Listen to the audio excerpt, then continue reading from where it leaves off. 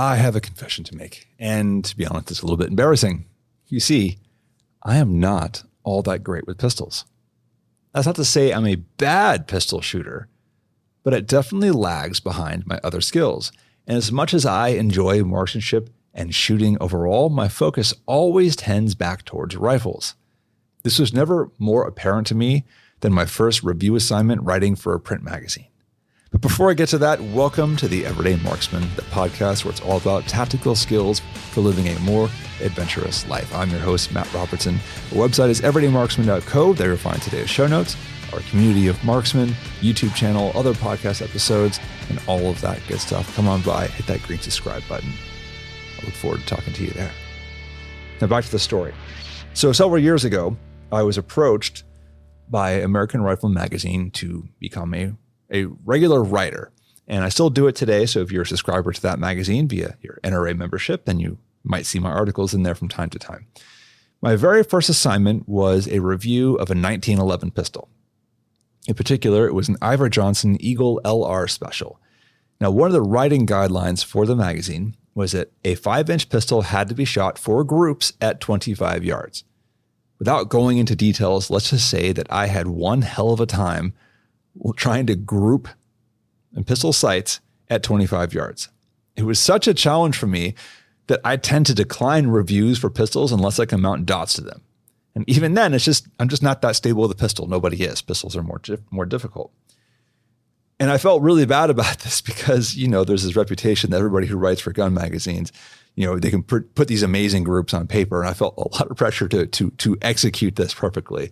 And it's always bothered me ever since that I had such a hard time with that. And I've gotten slightly better in technique, but I'm still not where I feel like I could be. Fast forward a little bit. In January 2022, I thought I was going to start addressing this. I had a great interview with Josh Shaw, who is a USPSA Grandmaster and instructor over at Green Ops Training, who's local to me. And I don't think I made a podcast out of that interview, by the way, but it is on the YouTube channel, so you should check it out. And I had in my mind that this was my time to become a pistolero, a pistol gunfighter. Well, that ended up not happening. Life and interests just kind of went elsewhere. Well, I want to address it again, and this comes back to the conversation we recently had about the marksman's training zones. Now, if you remember, I dubbed the space between 0 and 50 yards as the critical zone. In the grand scheme of capability, it is this space that a marksman must be absolutely capable. It is, by far, the zone where we are most likely to engage a threat in the real world, especially as a civilian, and that can include home defense, concealed carry, or even scenario X. Now, you can use a lot of tools for this 0 to 50 zone. Rifles and carbines are an obvious choice, a fantastic choice, and probably my preference. Shotguns also stand out as particularly good in the front half of that 0 to 50. And this whole training zone was a big driver in me going down the PCC and submachine gun format. The humble handgun just kind of seemed mundane in comparison. But I have to be honest with myself that this line of thinking that pistols are mundane is my own bias because I'm not that great with them. In fact, when I think about it and dig into it, pistols might even be more interesting than rifles. So let's make the case for handguns. Now realize this is every bit a justification to myself as it might be for you. So bear with me. You may very well already be all in on the handgun train and you are a pistol expert. For that, congratulations. But I'm not, and I need to justify why I have to do it. So for at least a year or more, I've been planning and pining over a semi-custom precision bolt action chambered in .223. Now, the goal of this project is a rifle that works well enough out to 600 yards that I could use it for both competition as well as a trainer for my larger calibers. .223 is a lot cheaper to shoot than 30 caliber or 6.5, and a .223 bolt gun just has a huge fun factor to it, a lot like shooting .22 through lighter or heavy rifles. However, one of the things that held me back from doing this, aside from just the investment and the cost to do it, is kind of my current range circumstances. The reality is that all of my local ranges only go out to about 50 yards. They're all indoors with a single lane for paper targets. If I want to do anything longer than that, say 300 yards with steel, then it's a trip out to West Virginia, and it's about a 90-minute drive in each direction, which means I have to plan for an entire day to a half day of driving and shooting to make it worth it. Now, doing that with any kind of regularity is a difficult ask for my family. So I have to be honest and admit that as much as I would love to enjoy a $3,000 bolt-action semi-custom rifle, it's mostly just going to eat up space in my safe and not get a lot of use. So my circumstances, though, as difficult as they may be for shooting long range these days, are just about perfect for regular pistol and rimfire training and close range carbine training. Pistols take up a lot less space in a safe. They're cheaper to practice with, and they have a lot of practical considerations. The chief one of those is that pistols are the civilian primary weapon. I know. Given the choice of going into a confrontation, just about everyone, including me, is going to choose the long gun. I think it was Clint Smith who famously quipped, "The only purpose for a pistol is to fight your way back to the rifle you should have never laid down."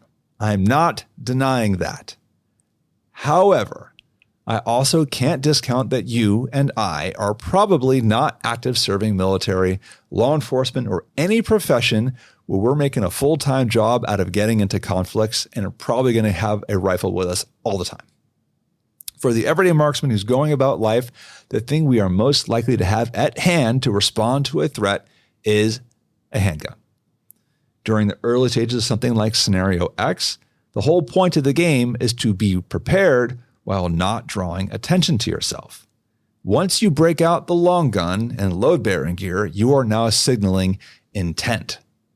That might be okay later on when you actually have a need to actively build a shield of deterrence around your community with you and your team, by the way, not just you. But early on, signaling intent to fight makes you come across as belligerent and draws all sorts of attention to you, both good and bad, and you don't necessarily want that attention. A pistol is the perfect tool here because you can conceal it. It's inconspicuous. And then if you really want to, you could put something like a collapsed PCC tucked into a nondescript backpack as a useful next step, which also useful. It shares ammo with your handgun.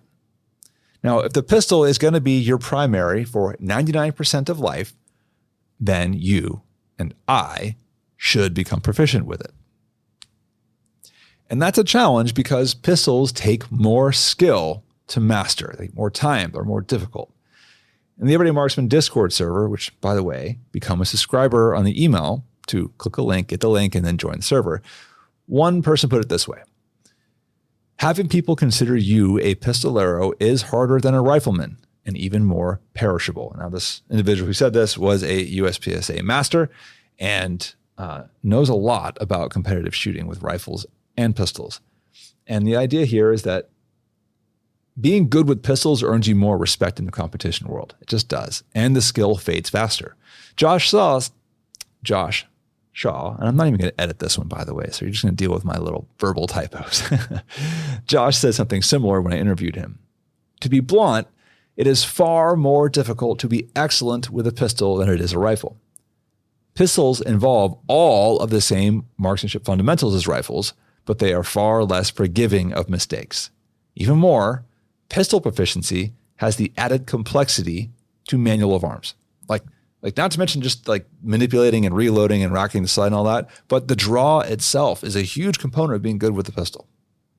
That's just not something you worry about with a rifle. So in general, excellence with a pistol carries over far better to rifle shooting than the other way around. Think about it this way. If you're able to perfectly execute a trigger pull and maintain sight alignment when the trigger weight is more than the gun itself, sometimes a lot more, like a double action pistol, then it's a trivial matter to have amazing trigger control with a 3-pound trigger on a 9-pound rifle. Okay, that's just one example of how it carries over. Then there's the whole cost factor. I'm primarily going to focus on ammo costs here because while I could argue that pistols are cheaper to get into than rifles, that's just not always the case anymore. You know, shout out Palmetto State Armory here, not sponsored, but I like to throw a plug at them because they're a great company. They have brought down the price of a good serviceable AR-15 to nearly half the cost of many pistols I'm interested in. So it's like a wash. And then not to mention when it comes to polymer pistols, they have the whole dagger line, which are like insanely cheap to get into like a Glock style pistol. So the cost to get started is not really the issue here, but ammo is a different story. Now, of course, dry fire is important, but let's do the quick math and say that you want to expend 200 rounds per month in live fire at the range. Let's just do this back of the napkin with me. That's 4 50-round boxes, 9mm, or say 10 20-round boxes of 223. Back in the day, I could blow through that in a single hour. So we're being generous here and saying like this is a month worth of practice.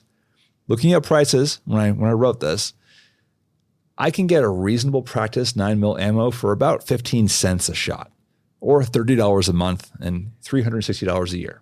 For 223, that doubles to 32 cents per shot, $62 per year, or $62 per month, and $768 a year. And that's double. I can get a lot more practice, a lot more bang for my buck, so to speak, with pistol ammo than I can with 223. And this only gets worse as you scale up the caliber to something like 308. Basic 308 Winchester, again, doubles to 70 cents per shot. That's basic. That adds up to like $1,600, $1,700 a year to practice with basic 308. Not even talking match ammo. It's actually going to cost you like $1.60 a shot. So from a pure cost standpoint, pistols are going to help you build those fundamentals much cheaper. Because remember, pistol fundamentals carry over to rifles. Now, of course, the elephant in the room is rimfire, which costs the same whether you're shooting it through a pistol or a rifle. Rimfire is a fantastic training tool. I took my 22 bolt action rifle out to the range this past weekend. It's a great time. I'm a huge advocate. I'm a big fan. But keep in mind that the very low recoil of rimfire, especially in a rifle, can also teach some bad habits. So I still think there's a lot of room for keeping a quote unquote normal recoiling round in your practice rotation so you learn how to deal with that. Now let's talk about the cool factor. This one is just kind of a point for fun.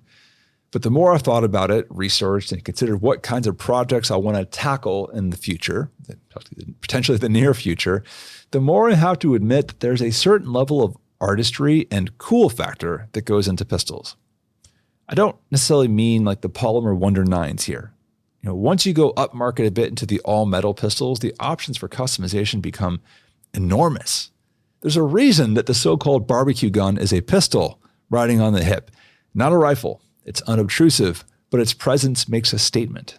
Much like a gentleman's watch or a pair of expertly shined shoes, a pistol on the hip sends a certain kind of signal, whether it's a CZ, a 1911, a Beretta, or high power, or something else. There's an entire industry of gunsmiths committed to the cause of helping you make it yours and something to be proud of.